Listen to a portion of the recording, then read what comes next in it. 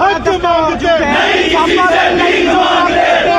इस तरीके का आक्रोश प्रदर्शन यहाँ पर आप सबको बताना चाहते हैं कि ये सब जो आप लाइव विजुअल्स में युवक देख रहे हैं ये कोई और नहीं, ये सब इंस्पेक्टर एस्पिरेंट्स हैं। इनका ये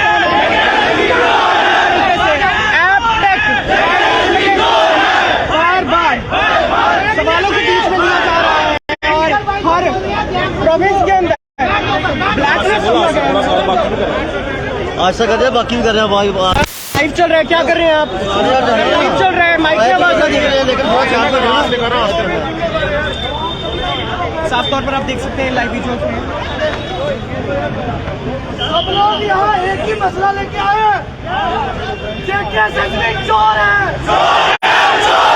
चोर है, उसका साथी एक और है, जेकेएसएस में चोर है, उसका साथी एक और है। हमारे जो पेपर है वो लीक सरकार कर रही है, सरकार उन दोषियों को खुलेआम छोड़ रही है।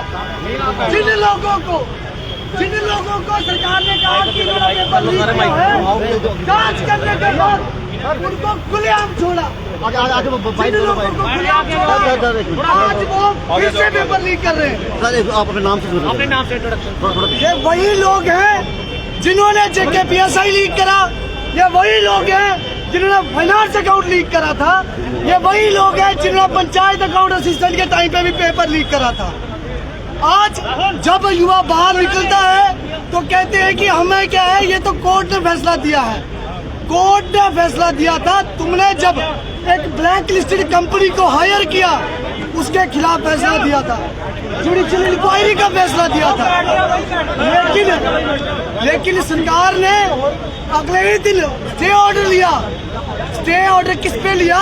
जुडिशियल इंक्वायरी पे। फेवर किसको करा? एक ब्लैक लिस्टेड कंपनी को। ब्लैक लिस्टेड कंपनी कौन? एपटेक, जिस कंपनी का हर एक पेपर फरवरी महीने में 8 जगह पे उसके एम्प्लॉइज के ऊपर FIR काटी गई। ये जो लोग थे, इसके सिटी हेड, सुपरवाइजर, ऐसे लोग शामिल थे। इससे पहले भी ये जब ब्लैक लिस्ट हुई थी, जेकेएसएसबी में नहीं, ये यूपी में ब्लैक लिस्ट हुई थी। तो इसी कारण से, क्योंकि इसके अधिकारी पेपर लीक करने में शामिल थे, आज जब जेकेएसएसबी कानून इसको कहता है कि भाई आप इसको बाहर करिए और किसने इसको टेंडर दिया उसकी जांच करिए, तो हमारे एलजी साहब और उनकी एडमिनिस्ट्रेशन युवाओं को दबाती है और उसको पारदर्शिता का ढकोसला बजाते हुए कहती है कि हम पारदर्शी हैं। जो एग्जाम इस कंपनी ने कराए हैं उसकी टेक्निकल जांच कराई जाए, ताकि जो चोर हैं जिन्होंने चोरियां फिर से करी हैं, फिर से मतलब जो जेकेएसपीएसआई का एग्जाम फिर से हुआ वो लीक हुआ, जेई का एग्जाम हुआ वो लीक हुआ, स्टेनो का एग्जाम हुआ उसमें धांधलियां हुई। इसके कराए हुए सारे एग्जाम में जांच जरूरी है, जैसा कि कोर्ट ने कहा था। ट्विंकल जी, आपने एक याचिका दायर की है कोर्ट में, तथ्यों के आधार पर बात करें, कैमरास में बताएं कि क्या तथ्य है, क्या फैक्चुअल फिगर है। हमने कहा था कि इन्होंने फेवर किया है। जांच जो को ऑनरेबल सिंगल बेंच की जजमेंट थी वहाँ ये साबित हुआ। अभी भी उसका जजमेंट जो है, जब डीबी में गए तो वो जजमेंट अभी फाइनल ऑर्डर के लिए रिजर्व है। लेकिन जेकेएसएसबी उस ऑर्डर की चिंता न करते हुए अगला कैलेंडर निकाल देती है। क्या ये जुडिशरी को इन्फ्लुएंस करने की कोशिश नहीं है? उसको दे दिखाने की कोशिश नहीं है कि हम आपके ऑर्डर को नहीं मानेंगे? इन्होंने पहला भी वैसा किया है। क्या ये सवाल जेकेएसएसबी किया जाएगा? ट्विंकल जी, क्या कहना चाहते हैं? क्या कोई तालमेल बैठ रहा है एपटेक और सरकार की इस कार्रवाई के बीच? बैठ रहा नहीं है, बैठ चुका है। सरकार उसको एपटेक को जेकेएसएसबी में डिफेंड कर रही है। सरकार के वकील कह रहे हैं ये कंपनी सही है, पहले ब्लैक लिस्ट थी। सरकार के अधिकारी जेकेएसएसबी में बैठे हुए कह रहे हैं कि पहले ब्लैक लिस्ट थी, आज की डेट में नहीं है। इसमें हम क्या रीजन है कि बार-बार एपटेक की एग्जाम कंडक्ट करते और आप लोग बैठते क्यों एग्जाम्स में? जो आप बात करें बैठते क्यों है? बच्चों को टॉर्चर किया जाता है। बच्चों को बार बार, कोई बच्चा जो 5 साल के लिए सिर्फ इसलिए इंतजार कर रहा है कि पेपर हो, ये ढकोसले मारते हैं कि हमने 20,000 नौकरी दे दी, 30,000 दे दी।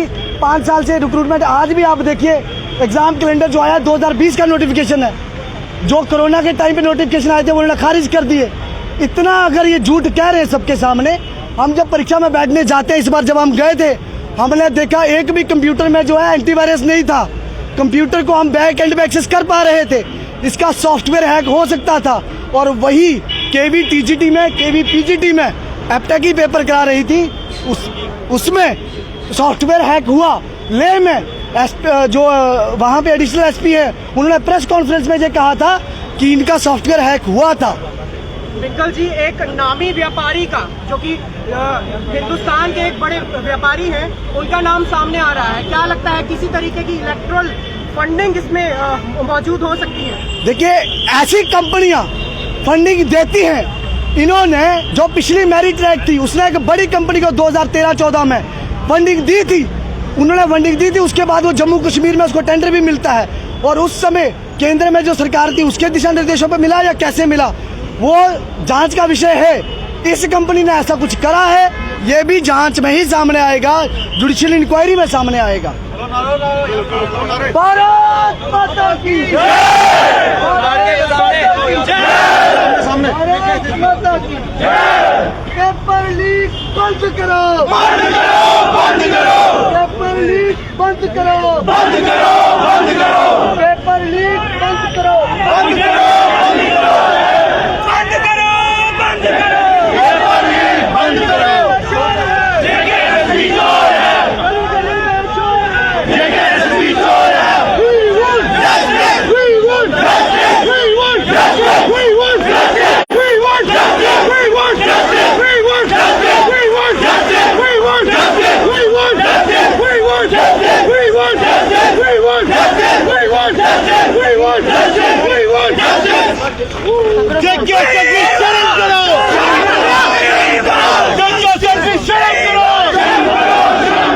शर्म नहीं तो डूब पड़ो,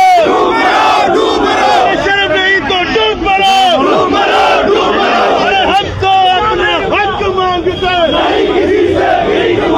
हम तो अपना हक मांगते, नहीं किसी से भीख मांगते।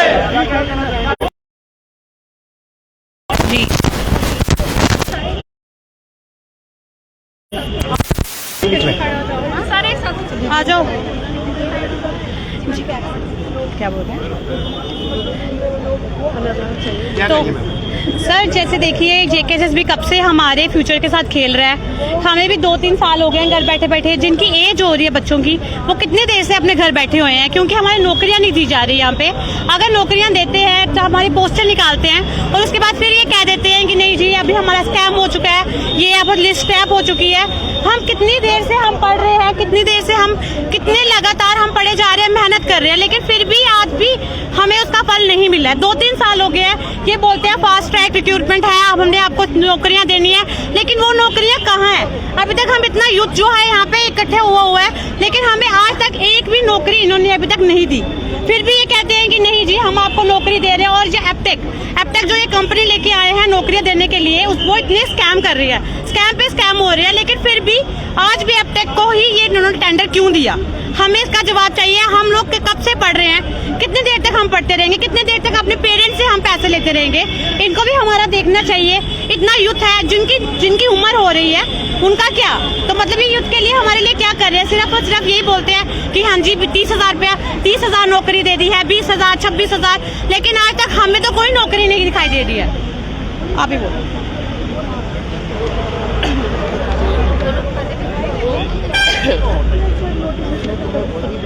सही है कि जो भी मतलब हमें इतनी रिक्रूटमेंट दिखा रहे हैं, बट लगाए कितने ही बंदे हैं, लगाए आज तक कोई बंदा नहीं है। ठीक है, हमने जेई का एग्जाम पिछला दिया था, वो भी स्क्रैप हो गया। अब आगे हम फिर से प्रिपरेशन कर रहे हैं, फिर से आगे जाके फिर से स्क्रैप हो जाएगा। उसका रिस्पॉन्सिबल कौन है? सिर्फ हम सिर्फ प्रिपरेशन करने के लिए या सिर्फ प्रिपेयर करते रहेंगे, एग्जाम का ये रिजल्ट कोई नहीं देंगे, उसके बाद स्क्रैप करते जाएंगे। इसका रिस्पॉन्सिबल होना चाहिए ना, चाहे हमारा नंबर आ रहा है या नहीं आ रहा है, हमें उससे मतलब नहीं है, बट एटलीस्ट हमारा रिजल्ट आना चाहिए।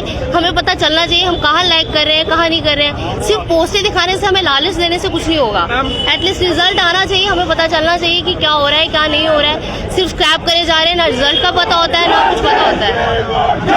हम क्या नाम है आपका? हम यहाँ पर एक बड़े व्यापारी, व्यापारी का नाम सामने आ रहा है। जो है